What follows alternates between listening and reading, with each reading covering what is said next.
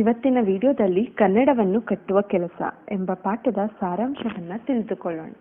ಅದಕ್ಕೂ ಮುನ್ನ ನೀವಿನ್ನೂ ನಮ್ಮ ಚಾನೆಲ್ಗೆ ಸಬ್ಸ್ಕ್ರೈಬ್ ಆಗಿಲ್ಲ ಅಂತಂದರೆ ದಯವಿಟ್ಟು ಸಬ್ಸ್ಕ್ರೈಬ್ ಮಾಡ್ಕೊಳ್ಳಿ. ಡಾಕ್ಟರ್ ಹಾಮಾನಾಯಕ ಅವರ ಕನ್ನಡವನ್ನು ಕಟ್ಟುವ ಕೆಲಸ ಎಂಬ ಈ ಲೇಖನ ಅವರು ಬೀದರ್ ಸಾಹಿತ್ಯ ಸಮ್ಮೇಳನದಲ್ಲಿ ಅಧ್ಯಕ್ಷೀಯ ಭಾಷಣ ಆಗಿ ಮಾಡಿರುವಂತಹ ಸಂಗ್ರಹ ರೂಪವಾಗಿದೆ. ಇದನ್ನು 5 ಭಾಗಗಳಲ್ಲಿ ಸಂಕಲಿಸಲಾಗಿದೆ. ಆರಂಭದಲ್ಲಿ ಲೇಖಕರು ತಮ್ಮ ಕನ್ನಡದ ಪ್ರೀತಿಯ ಬಗ್ಗೆ ಹೇಳಿಕೊಂಡಿದ್ದಾರೆ. ಕನ್ನಡ ಅನ್ನೋದು ಅವರಿಗೆ ಮೊದಲನೇ ಪ್ರೀತಿ, ಮತ್ತೆ ಅದು ಅವರು ಚಿಕ್ಕ ವಯಸ್ಸಿನಿಂದಲೇ ಬಂದಿರುವಂತಹ ಪ್ರೀತಿಯ ಅದು ಅಂತ ಅವರು ಫಸ್ಟ್ಗೆ ಹೇಳ್ಕೊತಾರೆ. ಅವ್ರಿಗೆ ಕನ್ನಡದ ಮೇಲಿರುವಂತಹ ಪ್ರೀತಿ ಮಾಸ್ತಿ, ಕುವೆಂಪು, ತೀನಂ ಶ್ರೀ ಅವರ ಕವಿತೆಗಳಿಂದ, BM ಶ್ರೀ, ಮುದವೀಡು, ಆಲೂರರ ಮಾತುಗಳಿಂದ, AR ಕೃಷ್ಣಶಾಸ್ತ್ರಿ ಅನಕೃ ವಿಚಾರಗಳಿಂದ ರೂಪುಗೊಂಡು ಗಾಂಧಿ, ವಿನೋಬರಂತಹ ಚಿಂತನೆಗಳಿಂದ ಹರಳುಗೊಂಡಿದೆ ಅಂತ ಲೇಖಕರು ಹೇಳ್ತಾರೆ. ಲೇಖಕರು ಹೈಸ್ಕೂಲ್ ವಿದ್ಯಾರ್ಥಿಯಾಗಿದ್ದಾಗ AR ಕೃಷ್ಣಶಾಸ್ತ್ರಿಗಳು ಹೈದರಾಬಾದ್ನಲ್ಲಿ ಸಮ್ಮೇಳನದ ಅಧ್ಯಕ್ಷೀಯ ಭಾಷಣ ಮಾಡ್ತಾರೆ. ಆ ಭಾಷಣವನ್ನು ಓದಿ ಕನ್ನಡದ ಮೇಲೆ ಲೇಖಕರಿಗೆ ಪ್ರೀತಿ ಜಾಸ್ತಿ ಆಗುತ್ತೆ. ಕನ್ನಡಕ್ಕೋಸ್ಕರನೇ ತಮ್ಮನ್ನ ತಾವು ಮುಡಿಪಾಗಿರಿಸ್ತಾರೆ. ಕೃಷ್ಣಶಾಸ್ತ್ರಿಗಳು ತಮ್ಮ ಭಾಷಣದಲ್ಲಿ ಹೇಳಿರುವಂತಹ ಮಾತುಗಳು ಲೇಖಕರಿಗೆ ಕನ್ನಡದ ಸ್ಥಿತಿ ಏನು ಅನ್ನೋದನ್ನ ಚೆನ್ನಾಗಿ ಮನದಟ್ಟು ಮಾಡಿಕೊಟ್ಟಿತ್ತು. ಇನ್ನು 2ನೇ ಭಾಗದಲ್ಲಿ ಲೇಖಕರು ಈ ಹಿಂದಿ, ಇಂಗ್ಲಿಷ್ ಭಾಷೆಗಳು ನಮ್ಮ ದೇಶದ ಪ್ರಾಂತೀಯ ಭಾಷೆಗಳ ಸ್ಥಾನವನ್ನು ಹೇಗೆ ಆಕ್ರಮಿಸ್ಕೊಳ್ತಿದೆ ಅನ್ನೋದ್ರ ಬಗ್ಗೆ ನಮಗೆ ವಿವರಿಸ್ತಾರೆ. ಲೇಖಕರ ಪ್ರಕಾರ ಕರ್ನಾಟಕದಲ್ಲಿ ಕನ್ನಡನೇ ಪ್ರಧಾನ ಮತ್ತೆ ಪ್ರಥಮ ಸ್ಥಾನದಲ್ಲಿರಬೇಕು ಅನ್ನೋದು ಅವರ ಆಶಯ ಆಗಿರುತ್ತೆ. ಮತ್ತೆ ಉಳಿದೆಲ್ಲ ಭಾಷೆಗಳು ಸೇವಕ ಸ್ಥಾನದಲ್ಲಿರಬೇಕು ಅಂತ ಅನ್ನೋದು ಅವರ ಅಭಿಪ್ರಾಯ. ಹಿಂದಿಯೇತರ ರಾಜ್ಯಗಳು ಅಂದರೆ ಹಿಂದಿಯನ್ನು ಹೊರತುಪಡಿಸಿ ಬೇರೆ ಭಾಷೆಗಳನ್ನ ಮಾತಾಡುವಂತಹ ರಾಜ್ಯಗಳಲ್ಲಿ ಕೇಂದ್ರಾಡಳಿತ ಸಂಸ್ಥೆಗಳು ಆಯಾ ಭಾಷೆಗಳು ಅಂತಂದ್ರೆ ಆ ಪ್ರದೇಶದಲ್ಲಿ ಮಾತಾಡುವಂತಹ ಭಾಷೆಗಳನ್ನ ಬೆಳೆಸ್ತಾ ಇದ್ರೆ ಆ ರಾಜ್ಯ ಅಥವಾ ಆ ಪ್ರದೇಶ ಏನಾಗುತ್ತೆ, ದ್ವೀಪಗಳಾಗುತ್ತೆ ಅಂತ ಹೇಳ್ತಾರೆ. ಇನ್ನು ವಿಮಾನ ನಿಲ್ದಾಣದಲ್ಲಿ ಕನ್ನಡದ ಬರವಣಿಗೆಗಳು ಕಾಣಿಸ್ತಾ ಇರೋದ್ರ ಬಗ್ಗೆ, ಮತ್ತೆ ವಿಮಾನದೊಳಗೆ ಮತ್ತು ನಿಲ್ದಾಣದಲ್ಲಿ ನೀಡುವ ಸೂಚನೆಗಳು ಕನ್ನಡದಲ್ಲಿ ಇಲ್ಲದೆ ಇರೋದರ ಬಗ್ಗೆ ಲೇಖಕರು ಬೇಸರವನ್ನು ವ್ಯಕ್ತಪಡಿಸ್ತಾರೆ. ಇನ್ನು ಯಾವ್ಯಾವ ರಾಜ್ಯಗಳಲ್ಲಿ ಕೇಂದ್ರ ಸರ್ಕಾರದ ಕಚೇರಿಗಳಿರುತ್ತೋ ಆ ಕಚೇರಿಗಳಲ್ಲಿ ಜನರೊಂದಿಗೆ ಸಂಭಾಷಣೆ ಮಾಡಬೇಕಾದ್ರೆ ಅವರು ಆ ಭಾಷೆಗಳನ್ನೇ ಬಳಸಬೇಕು. ಬಳಸೋದ್ರಿಂದ ಏನಾಗುತ್ತೆ ಅಂತಂತಂದ್ರೆ ಕೇಂದ್ರ ರಾಜ್ಯಗಳ ಸಂಬಂಧದಲ್ಲಿ ಇನ್ನೂ ತುಂಬಾ ವ್ಯವಸ್ಥಿತವಾಗಿ ರೂಪುಗೊಳ್ಳುತ್ತೆ ಅಂತ ಅನ್ನೋದು ಲೇಖಕರ ಅಭಿಪ್ರಾಯವಾಗಿದೆ. ಇನ್ನು ರೈಲ್ವೆ, ಅಂಚೆ ಮತ್ತು ತಂತಿ, ಲೈಫ್ ಲೈನ್ ಇನ್ಶೂರೆನ್ಸ್ನಂತಹ ಇಲಾಖೆಗಳು ಪ್ರಾದೇಶಿಕ ಭಾಷೆಗಳ ವಿಚಾರದಲ್ಲಿ ಮಲತಾಯಿ ಧೋರಣೆ ಬೆಳೆಸಿಕೊಂಡಿರುವುದನ್ನು ಲೇಖಕರು ಆಕ್ಷೇಪಿಸಿದ್ದಾರೆ. ಎಲ್ಲಿವರೆಗೆ ಈ ಸಂಸ್ಥೆಗಳಲ್ಲಿ ನಮ್ಮದೇ ಭಾಷೆ ಬಳಕೆಯಾಗುವುದಿಲ್ವೋ ಅಲ್ಲಿವರೆಗೂ ಈ ಸಂಸ್ಥೆಗಳೆಲ್ಲ ಜನರಿಗಿಂದ ಏನಾಗುತ್ತೆ, ದೂರ ಉಳಿಯುತ್ತೆ ಅಂತ ಹಾಮಾನಾಯಕರು ಎಚ್ಚರಿಸ್ತಾರೆ. ಮತ್ತೆ ಈ ಕಚೇರಿಗಳಲ್ಲಿ ತ್ರಿಭಾಷಾ ಸೂತ್ರ ಬಳಕೆ ಆಗಬೇಕು ಅಂತ ಹೇಳ್ತಾರೆ.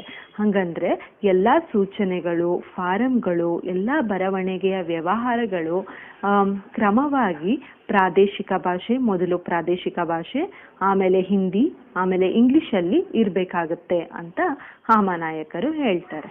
ಇನ್ನು 3ನೇ ಭಾಗದಲ್ಲಿ ಲೇಖಕರು ನಾವು ಕಲಿಯುವಂತಹ ಭಾಷಾ ಮಾಧ್ಯಮ ಯಾವುದಿರಬೇಕು ಅನ್ನೋದ್ರ ಬಗ್ಗೆ ಚರ್ಚಿಸಿದ್ದಾರೆ. ಎಲ್ಲ ಭಾಷೆಗಳು ನಮಗೆ ಬೇಕು, ಆದ್ರೂ ಒಂದು ಹಂತದವರೆಗೆ ಮಾತೃಭಾಷೆಯಲ್ಲಿ ಕಲ್ತಾದ್ಮೇಲೆ ಆ ಹಂತ ದಾಟಾದ್ಮೇಲೆ ನಮಗೆ ಯಾವ ಭಾಷೆ ಬೇಕು ಆ ಭಾಷೆಯಲ್ಲಿ ಓದುವಂತಹ ಅವಕಾಶ ಇರಬೇಕು ಅಂತ ಹಾಮಾನಾಯಕರು ಹೇಳಿದ್ದಾರೆ. ಈಗ ಬೇರೆ ಕಡೆಯಿಂದ ಎಲ್ಲೋ ಬಂದು ಈಗ ಒಂದು ರಾಜ್ಯದಲ್ಲಿ ನೆಲೆಸಿದ್ದಾರೆ ಅಂತಂತಂದ್ರೆ ಅವರು ಅಲ್ಲಿನ ಪ್ರಾದೇಶಿಕ ಭಾಷೆಯಲ್ಲಿ ಶಿಕ್ಷಣ ಪಡೆಯುವಂತ ಕ್ರಮ ಇರಬೇಕು ಅಂತ ಅನ್ನೋದು ಹಾಮಾನಾಯಕ ಅವರ ಅಭಿಪ್ರಾಯ. ಇವಾಗ ನಾವು ಯಾವ ಪ್ರದೇಶದಲ್ಲಿ ಇರ್ತೀವಿ ಆ ಪ್ರದೇಶದ ಭಾಷೆನ ಕಲಿತಾ ಇದ್ದೀವಿ ಅಂತಂತಂದ್ರೆ ಅದು ಮಾತೃಭಾಷೆ ಕಲಿಕೆಗೆ ವಿರೋಧಿ ಅಲ್ಲ, ಅವೆರಡು ಪೂರಕವಾದವು ಎಂಬುದು ಅವರ ಒಂದು ಅಭಿಪ್ರಾಯ ಆಗಿದೆ. ಮತ್ತು ಇಂಗ್ಲಿಷ್ ಹೊರ ಪ್ರಪಂಚವನ್ನು ನೋಡೋದಕ್ಕೆ ನಮಗೆ ಬೇಕು, ಆದರೆ ಅದನ್ನು ತಲೆ ಮೇಲೆ ಹೊತ್ಕೊಳ್ಳೋದು ತಪ್ಪು ಅಂತ ವಾದಿಸುವಂತಹ ಹಾಮಾನಾಯಕರು ಇಂಗ್ಲಿಷ್ ಇಂದು ಸಾರ್ಥಕ ಕಲಿಕೆ ಭಾಷೆಯಾಗಿದೆ ಅಂತ ಹೇಳ್ತಾರೆ. ಹಾಗಂದ್ರೆ ಇಂಗ್ಲಿಷ್ ಕಲ್ತ್ಬಿಟ್ರೆ ಸಾರ್ಥಕ ನಮ್ಮ ಜೀವನ ಅಂತ ಅನ್ನೋ ಥರ ಆಗೋಗಿದೆ ಅಂತ ಹೇಳ್ತಾರೆ. ಈ ಇಂಗ್ಲಿಷ್ ಕಲಿಕೆ ಅಂತ ಅನ್ನೋದು ಒಂದು ಪ್ರತಿಷ್ಠೆಯ ಸಂಕೇತ ಆಗಿರೋದನ್ನ ವಿವರಿಸ್ತಾ ಹೇಳ್ತಾರೆ, ಕಾನ್ವೆಂಟ್ ಇಂಗ್ಲಿಷ್ ಶಿಕ್ಷಣ ನಮ್ಮ ಮಕ್ಕಳಲ್ಲಿ ಒಂದು ಕೃತಕ ವ್ಯಕ್ತಿತ್ವ ಅಂತಂತಂದ್ರೆ ಆರ್ಟಿಫಿಷಿಯಲ್ ವ್ಯಕ್ತಿತ್ವವನ್ನು ಬೆಳೆಸ್ತಿದೆ ಅಂತ ತುಂಬ ವಿಷಾದ ವ್ಯಕ್ತಪಡಿಸ್ತಿದ್ದಾರೆ.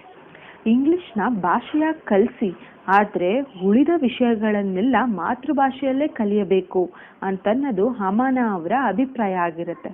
ಅದು ಅಲ್ಲದೆ ಅವರು ಕನ್ನಡದ ಮೂಲಕ ಕಲಿತು ಶ್ರೇಷ್ಠ ವಿಜ್ಞಾನಿ ಆಗಿರುವಂತಹ ಡಾಕ್ಟರ್ CNR ರಾವ್ ಅವ್ರನ್ನ ಒಂದು ಉದಾಹರಣೆಯಾಗಿ ಲೇಖಕರು ನೀಡಿದ್ದಾರೆ. ಅಲ್ಲದೆ ಪ್ರತಿಯೊಬ್ಬ ತಂದೆ ತಾಯಿಗಳು ತಮ್ಮ ಮಕ್ಕಳನ್ನ ಓದಿಸೋದಕ್ಕೋಸ್ಕರ ಖಾಸಗಿ ಶಾಲೆಗಳತ್ತ ಹೋಗ್ತಿದ್ದಾರೆ.